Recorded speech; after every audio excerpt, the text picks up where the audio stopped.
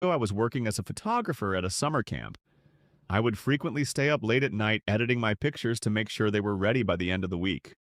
One night was in our office working on the photos when my boss came into the office and said that an adult guest broke his ankle and she had to drive him to the hospital. During this time, they were living at the camp wherever there was space for them. My boss and her husband were going to drive the guest to the hospital while their two kids slept in these elevated tents upon a hill in the woods. They asked that I go up to the tents and hang out until they got back, just to keep watch of their kids. They recommended I bring a blanket and pillow so I can catch some sleep, since they didn't know when they would get back. I walk up the long trail to get to the top of the hill and find the tent with their kids. I claim a bunk bed and lie down trying to fall asleep. A little while later, I see a light coming up the hill towards the tent. Was glad that they had returned so I could finish my work and get to my own bed. As the light came closer, I noticed that something was strange. Instead of a flashlight beam, it seemed to be an orb of light, and it wasn't really bouncing like a person would carry a flashlight. It was just floating up the hill. On top of that, it was a very bright white light. Oh, well, I was tired and glad they had returned, so I didn't think much of it.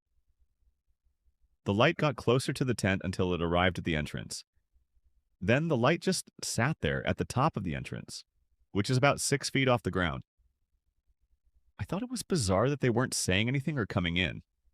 I quickly realized that it wasn't my boss and grabbed my cell phone to check the time. The time was 12:15 a.m. I then decided to shine the light on my cell phone at whoever was holding the light. As soon as I directed my phone towards it, the light disappeared. I was confused, but wasn't really worried. Could have been some younger counselors messing around or the 4-H camp that was renting some space for the week.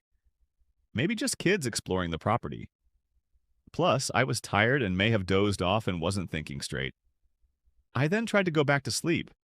About 45 minutes later, my boss returned. I then finished my work and went to bed. The next morning, I was thinking about the light and how strange it was. I then realized that the light didn't come to the front of the tent, but to the back of the tent. The back of the tent faced a really steep hill with tons of trees, brush, thorny plants, and poison ivy. I've tried walking through it in the daytime, and it is extremely difficult and dangerous, let alone at night. Then I realized that it didn't make any noise as it came up to the tent. That afternoon, I was telling a coworker about what I saw. As I was telling her, her eyes got really wide. She asked me if I was joking. I told her I wasn't. She then told me that the same night she and another coworker were outside the offices